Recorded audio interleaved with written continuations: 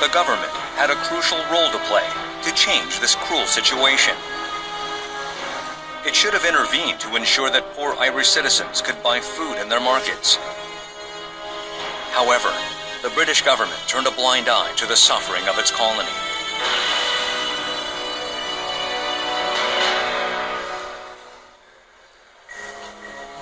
It ignored the hunger of the Irish and made no attempt to implement effective measures to prevent starvation.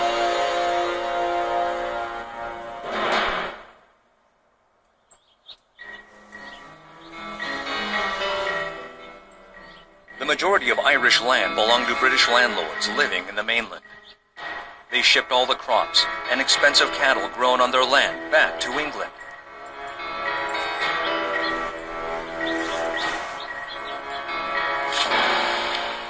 Irish farmers were only allowed small gardening plots, only fit for growing potatoes. They did not have the right to share in the crops that they cultivated.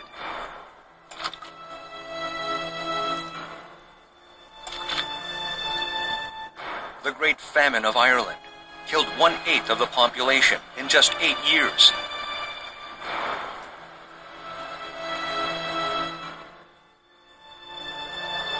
However, the fundamental cause of the tragedy was not the potato blight. It was the issue of who has the right to distribute food. It was a question of resource distribution and a question of political power. 여러분은 정치가 무엇이라고 생각하십니까? 정치학에서는 정치를 자원의 권위적 배분이라고 설명합니다. 이 말은 정치 권력을 누가 갖고 있느냐에 따라 자원 배분도 달라진다는 얘기입니다. 아일랜드 기근은 시민들이 자원 배분의 결정권을 상실했을 때 얼마나 참혹한 일이 발생하는지 분명하게 보여주었습니다. 시민들은 자원 배분의 결정권을 가지려고 노력해왔습니다. 이것은 인류의 오래된 이상이었습니다. 시민들 스스로가 자원 배분에 대해 통제력을 갖겠다는 이상, 바로 민주주의입니다. 우리는 먼저 민주주의가 시작되고 찬란하게 꽃피웠던 곳으로 가보겠습니다.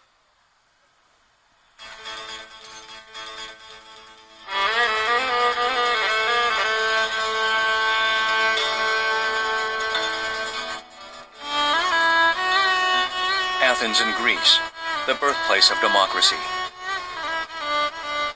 The word democracy itself was created here, in Athens. However, Athenian democracy was born out of a certain chance of circumstances.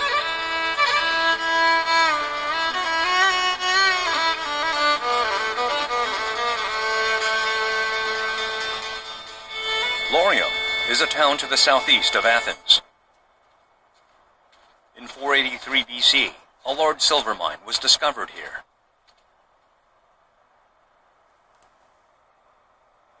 The silver mines were the property of the Athens government. Thus, the profits from the mines also had to be used as municipal funds. The citizens debated fiercely about what to do with the profits from the laurium mines.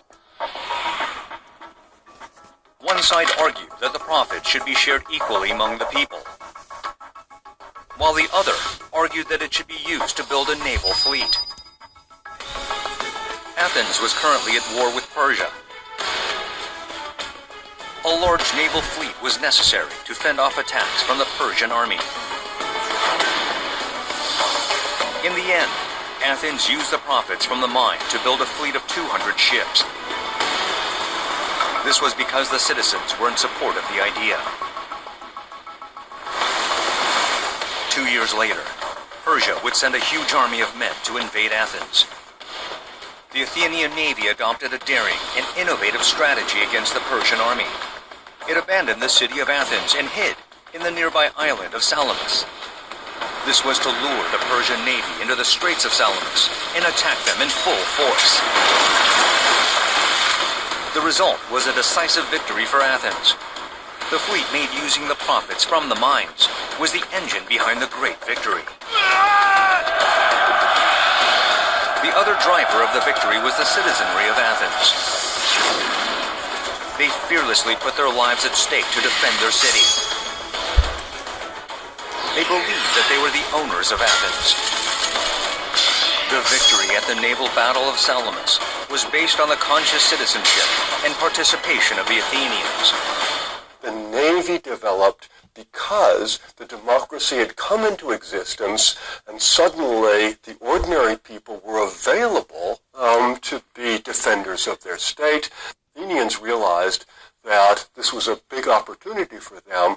They could create a new, really big, very effective navy because suddenly there were all of these new citizens ready and willing and really desiring to do something to help their country. It was compulsory for all Athenian citizens to participate in war. However, the roles they played in battles differed according to their status. The aristocrats were cavalrymen who had to buy expensive horses. Middle-class citizens were armed foot soldiers who had to wear armor. The lower-class citizens who were poor participated as rowers on the boats of the naval fleet. As Athens was located along the coast, the Navy played the decisive role in its military power. This meant that the lower-class citizens, or the thetes, who rowed the ships in the naval fleet, also had a much greater role to play in Athens. So this allowed the Athenians then to use the funds that were coming in from their allies to pay their own citizens to be full participants in this naval defense force. And this then allowed the citizens who were not very wealthy to have some income. They would have a regular job rowing in the Navy, and this meant that they could participate more fully in the democracy. They could become really more fully participatory citizens because they had regular income.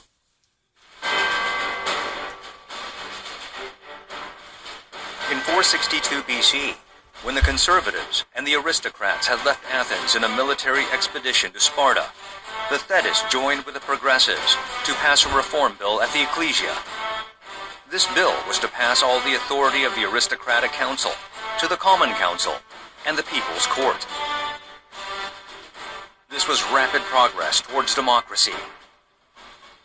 In fact, this was when the word demokratia, the root of the word democracy, was coined.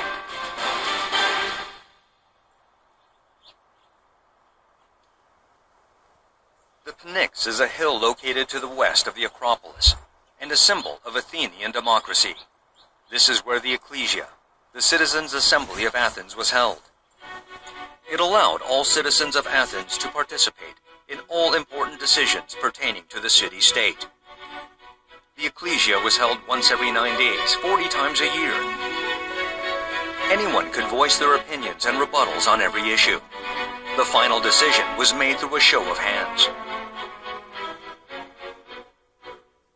In a given assembly, perhaps 5 or even 8,000 citizens would come together in a really big theater-like area, listen to speeches, and vote on policy. So that was the single central most important part of the government. While the Ecclesia was the representative format of Athenian democracy, the council known as the Bouli, Archon, and the People's Court were its remaining pillars.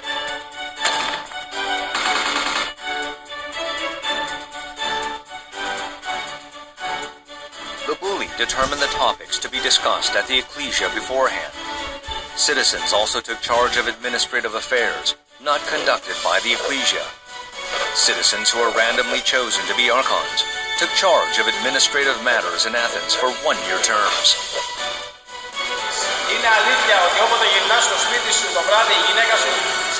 The People's Court is another definitive feature of Athenian democracy. At the People's Court, citizens themselves filed lawsuits, and the defendants were in charge of their own defense. The jury was also randomly selected from citizens who had gathered on the day of the trial. Every decision was made through the resolution of the people. This was how Athenian democracy worked.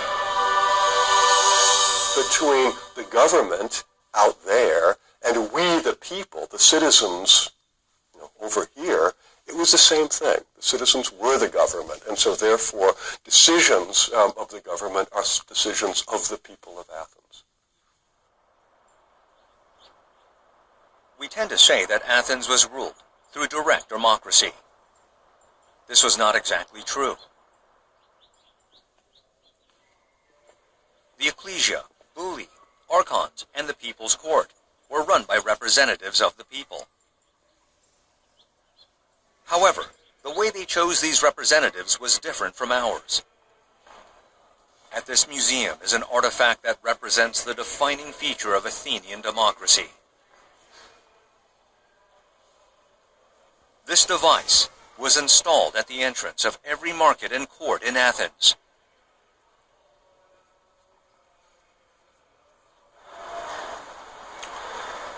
이 유물은 클레로테리온이라는 제비 뽑기 장치입니다. The citizens placed their names in each of the horizontal slots in the right.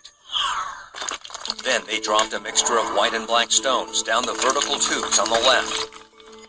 Whenever a white stone was caught between black stones, citizens who placed their names in the slot below the row would be selected as representatives.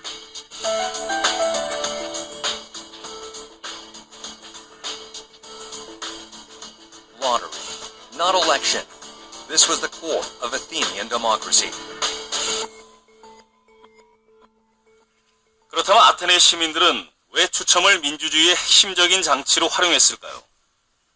아테네 시민들은 통치자가 일반 시민들과 분리되어 계속 통치하는 것은 민주주의가 아니라고 생각했습니다. 아리스토텔레스는 자유는 통치하는 것과 통치받는 것을 번갈아 하는 것이다 라고 주장했습니다. 이를 실현하기 위해서 추첨제도와 단임제를 통해 통치에 참여하기를 원하는 시민에게는 골고루 기회가 돌아갈 수 있도록 한 것입니다. And so this, I think, is really the heart of the idea, is that everybody has an equal chance to take those important positions of government.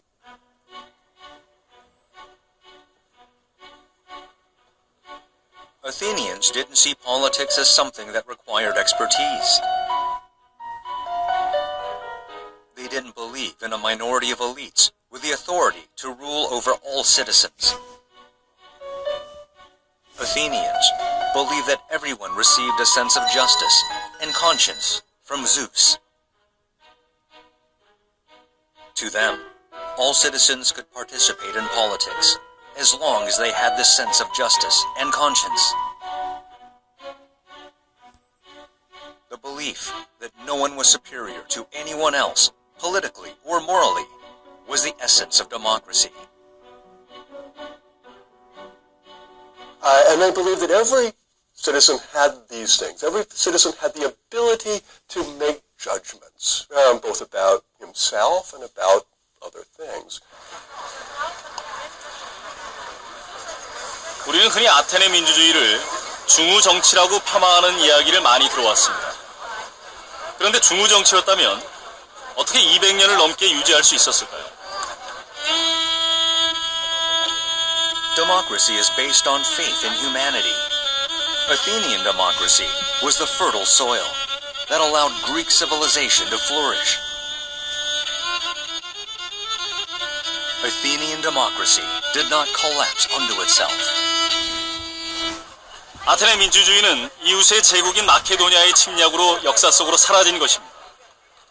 그와 함께 민주주의의 전통도 중우 정치라는 오명을 안고 역사 속으로 사라졌습니다. 그리고 오랜 침묵을 깨고 민주주의가 역사의 전면에 다시 등장한 것은 미국이었습니다.